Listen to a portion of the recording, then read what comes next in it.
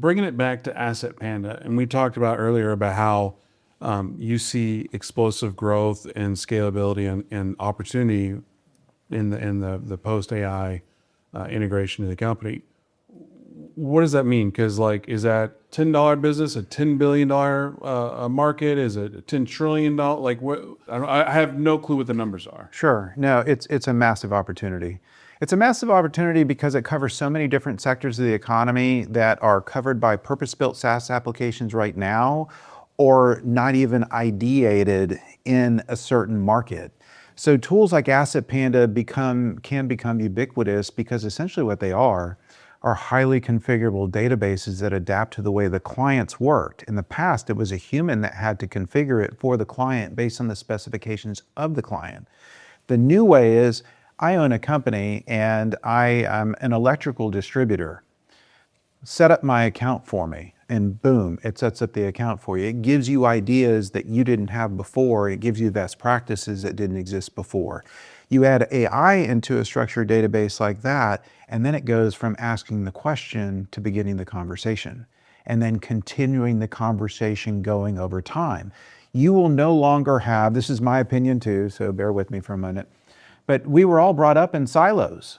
You know, I took the history class and English class and then I graduated. They told me I was good at math, so I ended up in finance.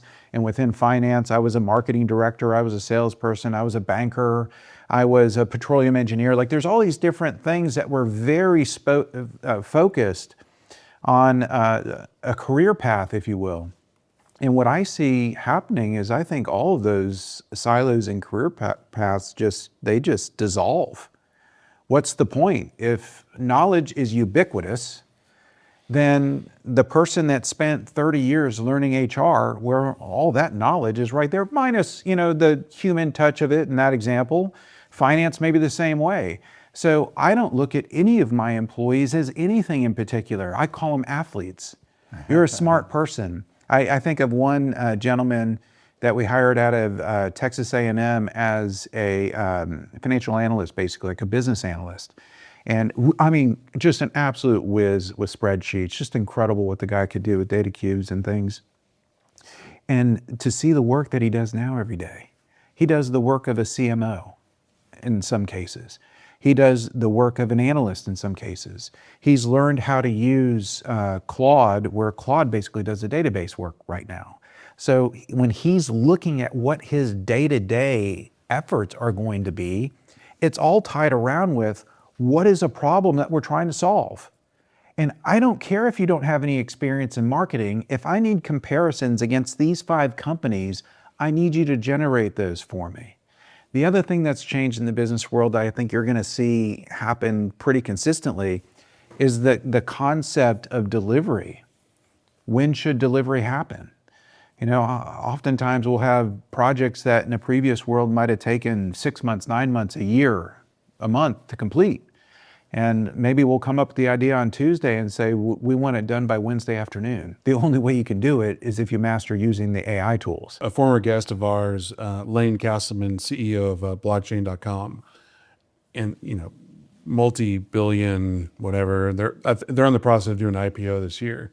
But he was saying across the board, they're an AI first company. So mandated, and I try to do it in my company too, whether it be an email, anything you're doing, use AI first. But at the end of the day, you are 100% responsible for that activity. Yeah. And I think going back to your point earlier, you're not going to be replaced by AI, but you're going to be replaced by somebody who knows AI. Yeah. And I think that's a massive thing to implement. And we just had a recent guest who he laid off half his engineer team because his marketing team was going to market with tools that they created when the engineers were still, crossing T's, dotting I's. Oh, absolutely. And using Claude Code. Yeah. Yeah. We see it in our development environment where, like I said, the silos are disappearing. So the dev engineers, they're doing product ideation, they're doing product research, they're doing development, they're writing agents that do development, that do product research, they're tying it into UI UX, so user experience. So you have these people that are almost becoming like superhuman, that can do multiple jobs that used to be siloed, but now are just part of solving a problem. And I think that's the way corporate America is going to start looking at this, at least the ones that adapt and succeed. Will see that they have opportunities and problems, and they're going to put smart people, regardless of what their background was, into solving these problems by using AI tools.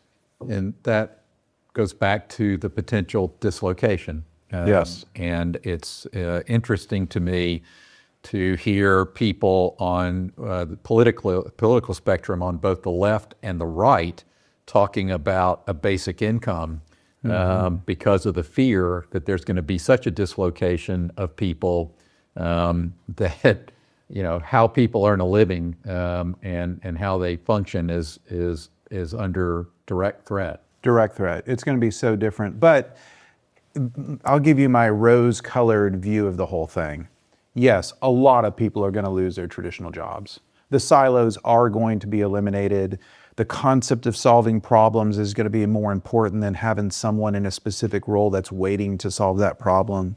But what I see happening is this beautiful future where you might have people that historically might have taken a career path of a job, but maybe they become entrepreneurs. There's something unique about everybody in this room that makes you you and your life experience you. And there are certain things about you that are unique to you, like you might like to hunt or fish or travel a certain way, or you have expertise about a certain type of good or product or service. Well, now, if you allow your creativity to present itself in a business opportunity, like we're in a pig room, maybe you love pigs, right? So Somebody does. You become the expert in pigs, you source pigs, you sell pigs. I don't know how many people are on this planet that are connected to the internet. I think there are like 7-8 billion people total. And if you think about what it takes to create an interesting business, you don't need millions and millions of people. You might need another like 5,000 people that also like pigs. So I think the technology adaptation will actually be a beautiful thing for society. And you'll see a lot more entrepreneurial endeavors created, because even things like, I don't know, you use Claude Code, you can build a website in Claude Code. You used to have to hire a company to do that. Marketing information. I mean, the list goes on and on and on. So if one person can use AI to help them bring their passion to reality, and they can find a market because we're all interconnected, I actually think it might end up being a huge positive for society. And I'm conservative, and I'm not the kind of person that thinks, you know, a fundamental basic income is a good thing in society ultimately.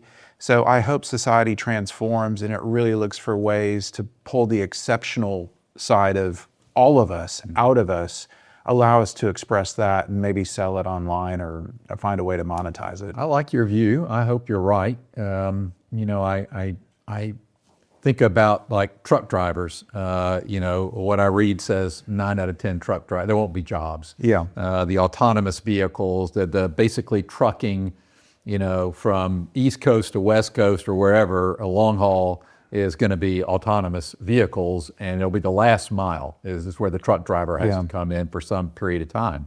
So the question is, can you retrain this massive amount of people to become entrepreneurial, to do things? I'm not an advocate for a basic income either, and I don't want to be the guy that rains on the parade. I guess I would say if my needle on my gauge between, you know, excitement and fear, I'm probably a little tilted on the fear side, whereas you're a little tilted on the excitement side. There are clearly some wonderful things that are happening and are going to continue to happen that will be positive, life-changing events for us, but there's going to be some disruptions.